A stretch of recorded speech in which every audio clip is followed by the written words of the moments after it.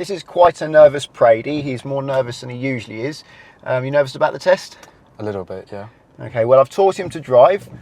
You should be fine. We will see, Hope though. so.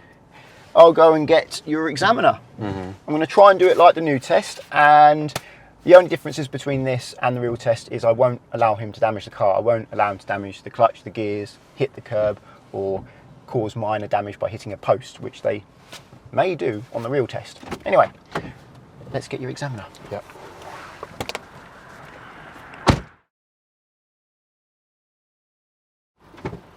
Hello. Hello. I'm Arthur. You're right. Arthur, nice to meet you. Are you Pradium? Yeah. Okay, just get in the car. What would you like me to call you today? Prady is fine. Prady? Yeah. Okay. I think it's easy. All right.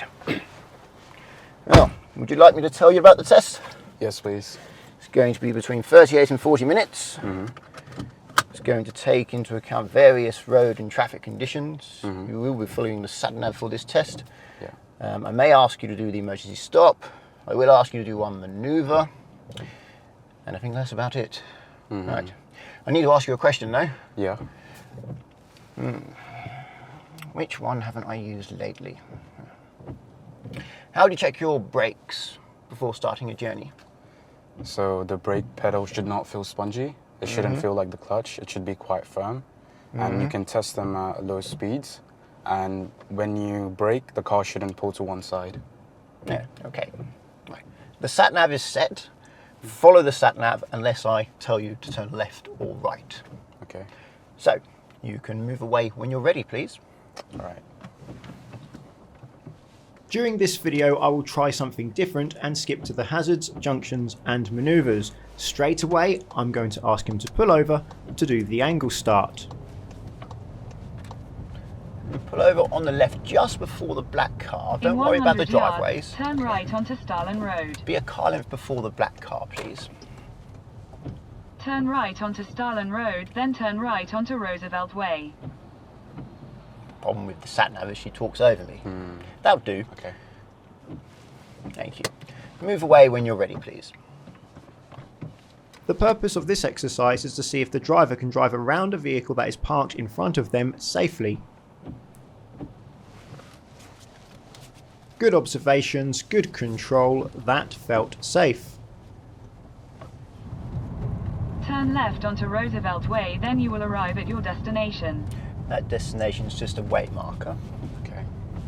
He needs to go on the wrong side of the road, but he can't see what's coming due to the truck, so he slowly edges himself forward to improve his view. He was slow a little earlier than he needed to be, meaning it took some time, but I doubt this would be a driving fault.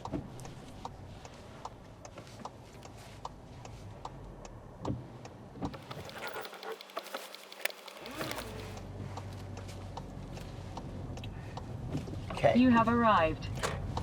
Would you mind just reverse parking between the two bluey silver cars, please? Yeah. Okay. Quite a big space, that should be ample.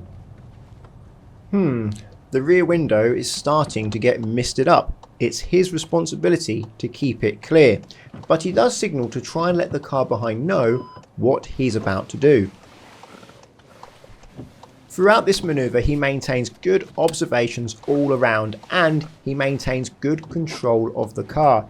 He's able to go back slowly and smoothly instead of suddenly shooting back and then suddenly braking. I don't think the windows are misted up badly enough yet to get a driving fault, but you can get a driving fault or even fail your test for misted up windows. As he is able to keep the car slow, he's able to place the car exactly where he wants, and he's using the left door mirror to see where the curb is.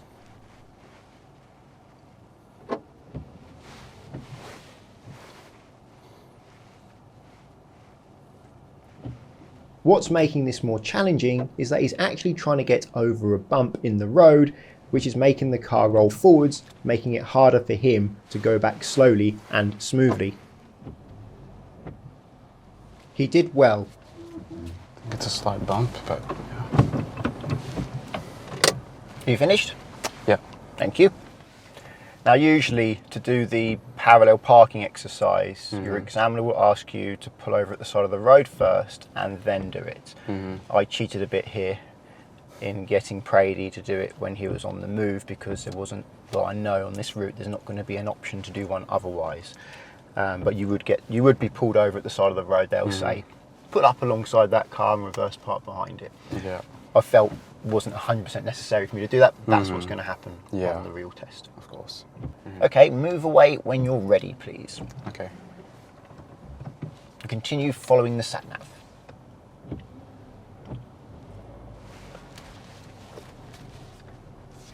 Good observations before moving away. Turning right at this junction can be tricky because it's hard to see to the right and it's busy, but he's got as close to the giveaway line as possible to give himself the best view possible to the right, and he goes when it's safe. And if you can pull over just before the red car, In please. 300 yards, at Don't the worry about the roundabout, driveways. Take the first exit onto Whitehall Road. He checks his mirrors and signals to let others know he's going to pull over, and he lines up with the curb well. Closer or? No, that'll do fine. Move away when you're ready, please. The whole point in getting him to pull over is to see how he'll move away on a busy road. However, he gets lucky. There aren't many vehicles at the moment, but he has good observations and moves away safely. And now there's a big queue at some temporary lights, so I'll skip forwards. Due to the temporary traffic lights on the left, which are just out of view, there is a long queue of oncoming vehicles, most of which want to come around this mini roundabout because that's the main route through. Usually this isn't a problem because vehicles from the left act as a shield, giving us an opportunity, but due to the temporary traffic lights, there are no vehicles from the left. We are going to be waiting for a while. In this situation, I don't recommend giving way to the pedestrian because when the temporary traffic lights go red, they are going to have ample time to finish crossing the road. But we get very little opportunity to actually go here, so when we do get an opportunity, we want to take it. It was a small opportunity, but it felt safe. In a quarter of a mile, at the roundabout, take the first exit onto Haven Road. I was planning to get him to pull over at the side of the road somewhere around here for his third stop, but I can't. Due to the queue of oncoming cars, it means we would be blocking the road. It's quite common on test for the driver to be asked to pull over here because it's busy and the examiner wants to see how the driver deals with moving away on a busy road.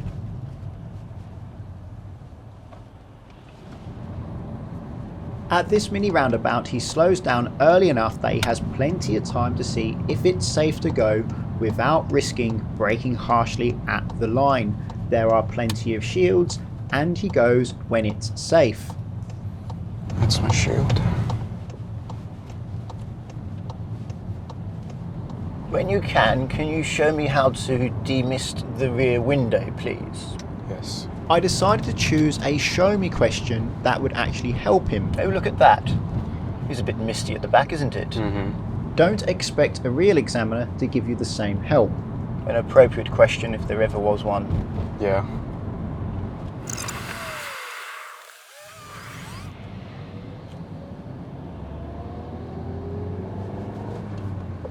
At the next roundabout, he slows down with plenty of time to make his decision again. He has time to maintain a good position and he uses the appropriate signal on approach and to leave the roundabout.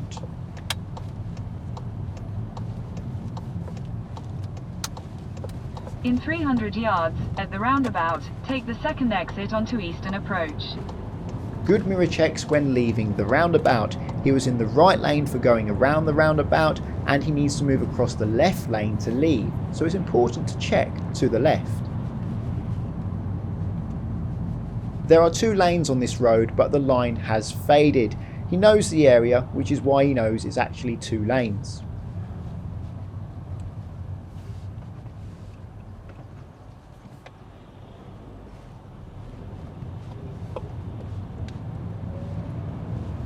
He approaches this roundabout at a speed that gives him time to see what's coming around the roundabout, but also look ahead to make sure he maintains a good position and see if he has a clear exit.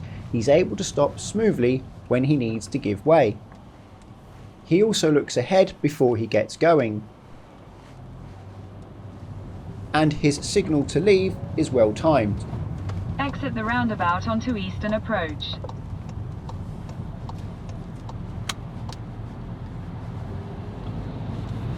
In 300 yards, at the roundabout, continue straight onto Colne Causeway, Elmstead Road.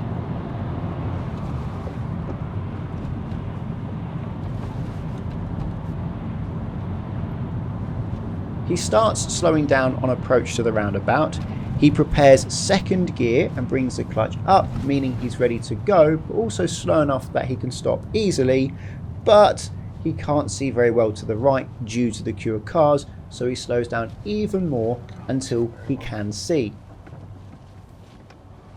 I'm impressed with how he looks ahead when he's approaching a roundabout instead of just staring right. In 100 yards, at Greenstead Roundabout, take the first exit onto St Andrews Avenue, A133. I'm impressed with how he slows down early as he approaches the red traffic light. This means there's less chance of him having to stop because the lights may change when he gets there, which they do. And this is handy here because it would be a hill start otherwise.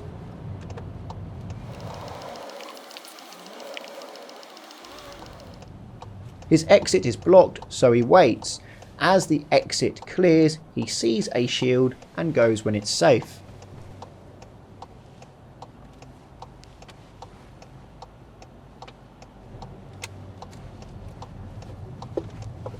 In 50 yards, at Greenstead Roundabout, take the second exit and stay on St Andrews Avenue, A133. In 50 yards, at Greenstead Roundabout, take the first exit and stay on St Andrews Avenue, A133. At these 3 mini roundabouts, he takes his time, he maintains a good position within his lane, and he only crosses the give way line once he is sure it's safe to go. He did well.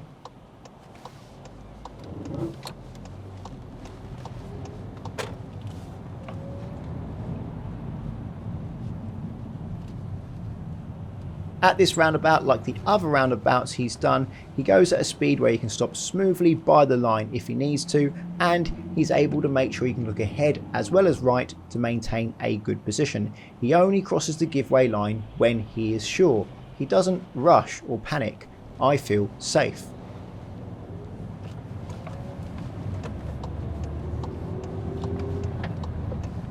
Exit the roundabout onto St Andrews Avenue. In 300 yards, at the roundabout, take the third exit onto Ipswich Road, A1232.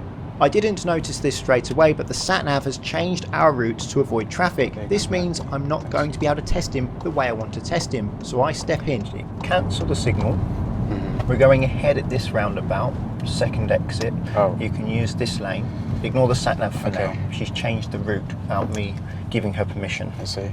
So use this lane to go ahead, second exit, and you can exit in the right lane when you leave. There's 2 lanes on the exit. Okay, thank you. This middle lane becomes the right lane. I think I can go a tiny bit faster. He misses 2 opportunities at this roundabout, but both opportunities weren't very big. I don't consider them easy enough to consider this a driving fault for undue hesitation. He goes when he's sure it's safe within his own limits. So it's this exit, and we can leave in the right lane of the exit. Continue on Cowdray Avenue for 1 mile. Now continue to follow the sat-nav, please. Yeah, thank you. Very good driving at both these sets of traffic lights. He makes sure he's not going to block the junction before he proceeds.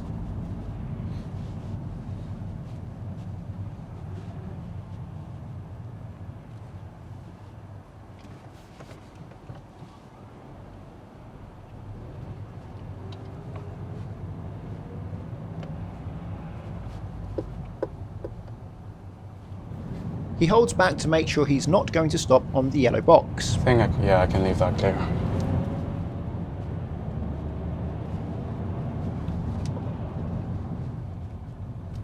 Here's a busy roundabout. He's going ahead second exit. Let's see if he can do it safely without blocking a clear path. Well, it's a good start that he doesn't block the path of the silver car.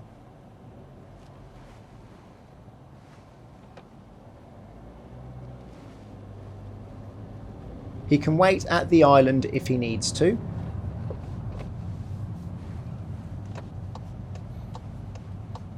Exit the roundabout onto Colnbank Avenue. But he doesn't need to. He managed to negotiate this roundabout without blocking someone who had a clear path. At this roundabout, he loses his focus and causes himself a driving fault. In 50 yards, at the roundabout, take the second exit and stay on Colnbank Avenue, A133. He misses a couple of difficult opportunities on this roundabout, opportunities I wouldn't necessarily expect a new driver to take. Could have gone, I think. Yeah. He could have gone then if he timed it just right, but the opportunity was still quite small, so I wouldn't consider this a driving fault for undue hesitation. Nope. As his view was obstructed by the vehicle next to him, I wouldn't give him a driving fault for undue hesitation. He needs to miss an easy opportunity that's clear to see for it to be a driving fault. Now they signaled late. That was worrying. It was clear he couldn't go then, but if he was to miss an opportunity due to a late signal or an ambiguous position from a car coming around the roundabout, I wouldn't give him a driving fault for undue hesitation. Frustration means he looks forwards too long and talks, then misses the easy opportunity. I missed like 2 opportunities. This is the easy opportunity he misses. However, it's unlikely he's going to fail his driving test for missing one easy opportunity, so this would likely be a minor driving fault for undue hesitation. This one's easy, and he takes it. Good signal timing to leave the roundabout. Exit the roundabout onto Colnbank Avenue. In a quarter of a mile, at the roundabout, take the second exit onto the A12 slip road to London, Chelmsford. He gets the wrong lane at this roundabout. Let's see how he does.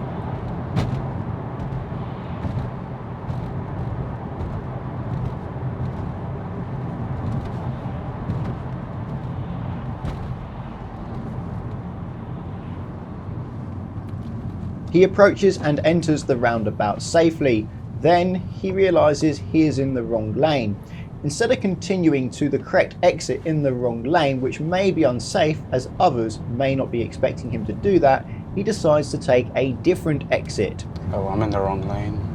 Going the wrong way was the safer thing to do with the other vehicles using the roundabout. Exit the roundabout onto the slip road. No signal for leaving the roundabout, and there are others around. That's likely a minor driving fault for signals necessary. In a quarter of a mile, at the roundabout, take the fourth exit.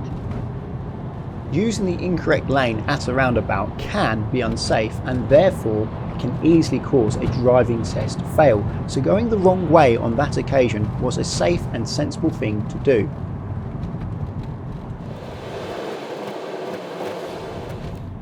This roundabout has a trick up its sleeve, because halfway around it, he needs to give way. We're going to use this roundabout to turn around due to him taking the wrong exit at the previous roundabout, so he's going to go all the way around it. Fortunately for him, there is already a vehicle up ahead giving way at the give way line. This makes it more obvious for him that he needs to give way halfway around this roundabout.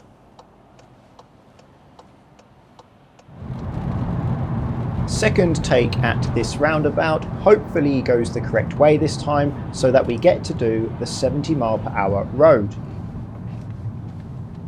He is going left first exit.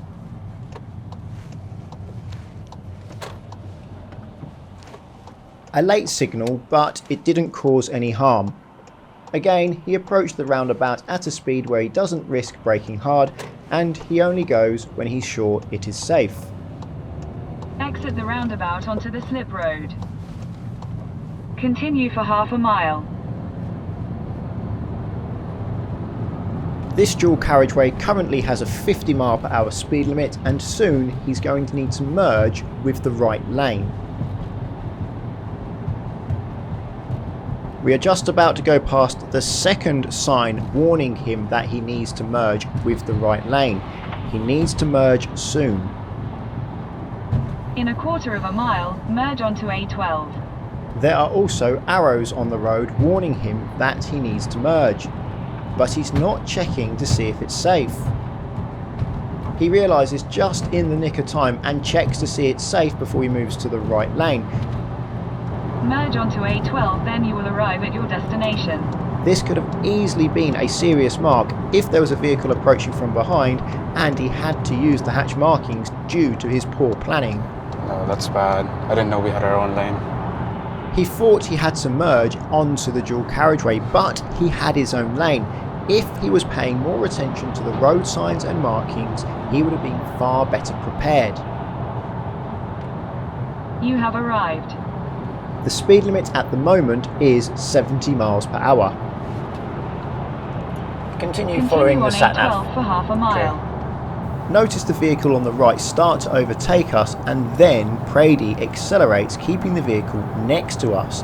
In a quarter of a mile, at junction 26, take the A1124 exit to Halstead, Stanway. Having a vehicle next to us long term increases danger. This would likely be a minor driving fault for mirrors change speed. Exit at junction 26. Just to help with your planning, we will be going right at the roundabout up ahead. He slows down too much on the main road before leaving unnecessarily. This would likely be a minor driving fault for appropriate speed. In 300 yards, at the roundabout, take the fourth exit onto the A12 slip road to Colchester, Ipswich. I made him aware that he's going right at the roundabout up ahead, because by the time he notices on the sat-nav it may be too late to change lane and we don't have time to go the other way. This roundabout is traffic light controlled.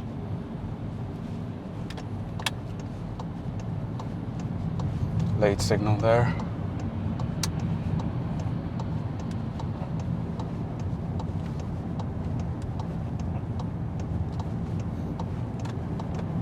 He's now in the wrong lane because he needs to continue right around the roundabout. He realises his error and he checks it's safe and then moves to the correct lane. Oh, I'm in the wrong lane. Exit the roundabout onto the slip road. As he did it safely, this would not be marked.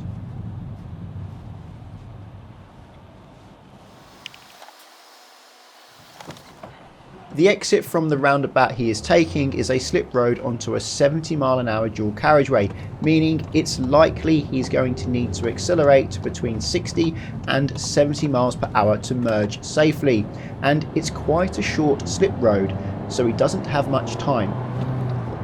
But he matches the speed of the traffic on the main road, checks his blind spot to make sure no one in lane 2 is moving to lane 1, and he merges safely. Continue on A12 for half a mile. In half a mile, at junction 27, take the A133 exit to Colchester. He then catches up with the caravan and hovers very close to it, almost alongside it. This is not the safest place to be. It was safer when he was further back.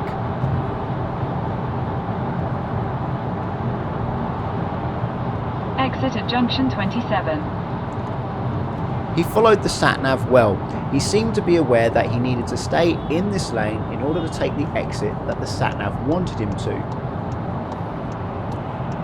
That's misleading. He said that's misleading, and he was referring to his signal to the left to leave the dual carriageway, but it wasn't misleading, it just wasn't necessary. He stayed in his lane as his lane branched away. Now let's see how he deals with a very narrow country road. The speed limit is currently 30 mph, but he's about to go past a national speed limit sign, meaning the speed limit for this type of road in this type of vehicle will be 60 mph. So far he is maintaining a good position despite it being so narrow. He is not getting too close to the edge or the wall. He is at a good speed on the bends. He is ready for a vehicle approaching in the opposite direction.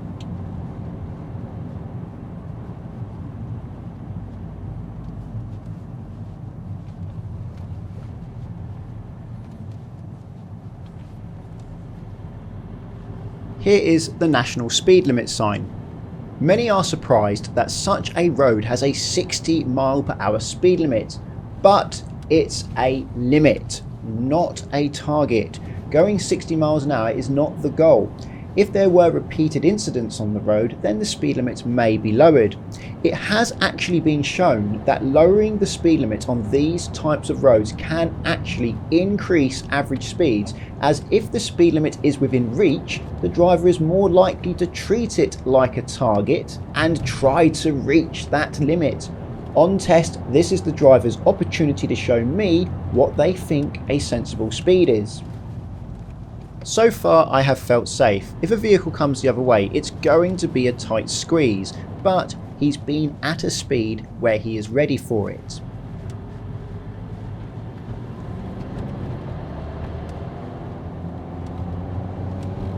In a quarter of a mile, you will arrive at your destination. But when he can see it's clear far ahead, he can't just stay at the same speed as he was at on the bends. He needs to make use of the clear view and make good progress safely.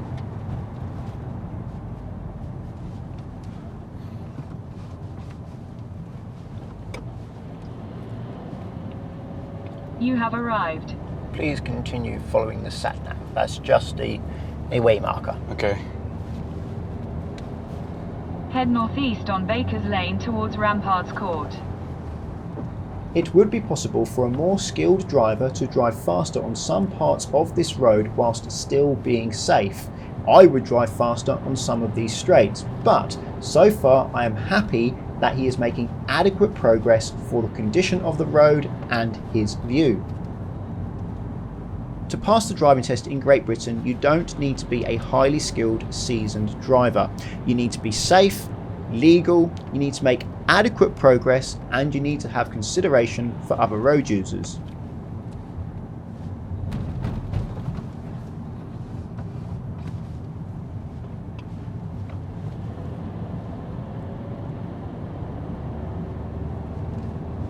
In 300 yards, at the roundabout, take the second exit onto Braeswick, B1508. Pull over on the left in a safe place, please.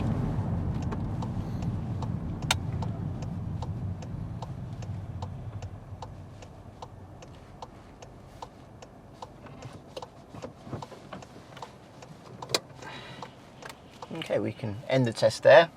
The sat-nav goes further, but that's just in case we didn't find anywhere to park. Okay. I'll end the sat-nav. Okay, so I'm pleased to say you've passed. Wow, I was surprised. Are you? Yeah, because I missed a few turns on the sat-nav, and at one roundabout I was in the wrong lane. Yeah. I'll let Richard go through the debrief with you. Nice right. to meet you, Brady. Thanks, Arthur. If you could turn the engine off, please. Yeah. Thank you very much. Thank you. Cheerio. Cheerio.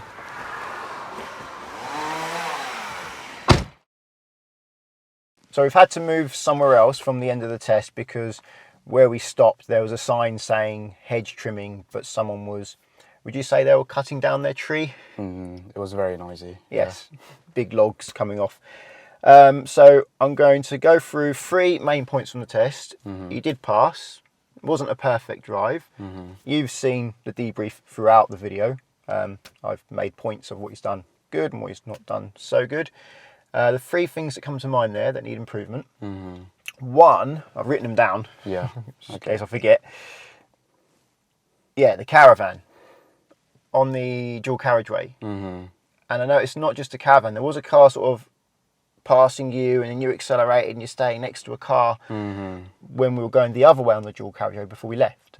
So you don't want to hover next to vehicles on these multi-lane dual carriageways. Yeah. Try not to do that. And a car's trying to overtake you, and then you're speeding up and keeping them next to you. You don't want to do that. Yeah. Ideally, try and stay not next to a vehicle if you can. Don't actively use the throttle to stay next to a vehicle. Yeah. That makes things less safe, especially with the caravan. So we came right up into the corner of the caravan there. Yeah. They're not that stable. I actually know someone who's been driving on that very road in a pickup truck towing a caravan. Yeah. Yet the thing's still turned over. It's not something you want to drive next to, and don't drive next to lorries either. Yeah. So try to be with a car not next to you, and when you pass. If someone's passing you, let them pass you.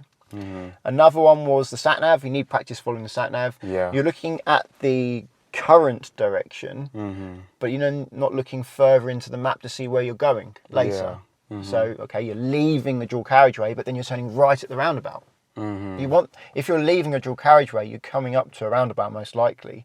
So you want to be thinking, okay, well, which lane do I need to be in for the roundabout? So look a bit further ahead, not just to what you're doing. That's going to help you. There's another one as well. That's why I made a note, because I know I might forget whilst I'm talking. Giving up, that was it. So when you were at the roundabout, Yeah. it was a busy roundabout. You were getting a little bit frustrated. You were saying you missed opportunities. You said you missed 2 opportunities. I didn't think they were particularly big opportunities or easy ones. I'm not expecting you to take them, but you're getting frustrated now. You've stopped a bit far back from the line, which is not helping. Not really far back, but if you got closer to the line, that would have helped you. Combine that with the vehicle on your right going over the line. So now you can't see. Yeah. You should be like that at a roundabout, so you can see what's coming around the roundabout. When you're like that, it doesn't work. Yeah. Because you need to see to that way, and that car's in your way, isn't it? But it wasn't totally your fault because they were going too far over the line. But where you really went wrong is you started to give up, and then you missed an easy opportunity. Yeah. When you were saying, I've missed 2 opportunities, there was an easy one there. So don't make that mistake. Yeah. Okay, so there are 3 points, the 3 main points from that test I wanted to make. Other than that, it was quite safe. You went the wrong way instead of being unsafe. Instead of being unsafe at the roundabout, you decided to go the wrong way and do a different route, which is what you should do. That's a safer thing to do. Yeah. Anyway, I'll end the video here. If you found the video interesting, please give it a thumbs up. And if you're looking for car insurance, check out the links to Collingwood and Confused in the description. If you're learning to drive and want to insure yourself on somebody else's car, then Collingwood are there for you, because you can do so without affecting the owner's policy, and that takes away a big stress from the owner of the car that you're using to practice your driving in. Via the link at the moment, it's up to 35% off and a £20 gift card. If you want to insure your own car, I recommend checking out the link to confused.com, because you fill out 1 quote form and get loads of quotes back from many insurers to compare who's cheapest. And you can change your car on that quote as many times as you like without having to do the whole quote. So it can be a quick and easy way to compare how much it costs to insure different cars. Using the links doesn't cost you anything, but it does support the channel, so thank you very much. Subscribe to get my future videos, and until the next one, cheerio.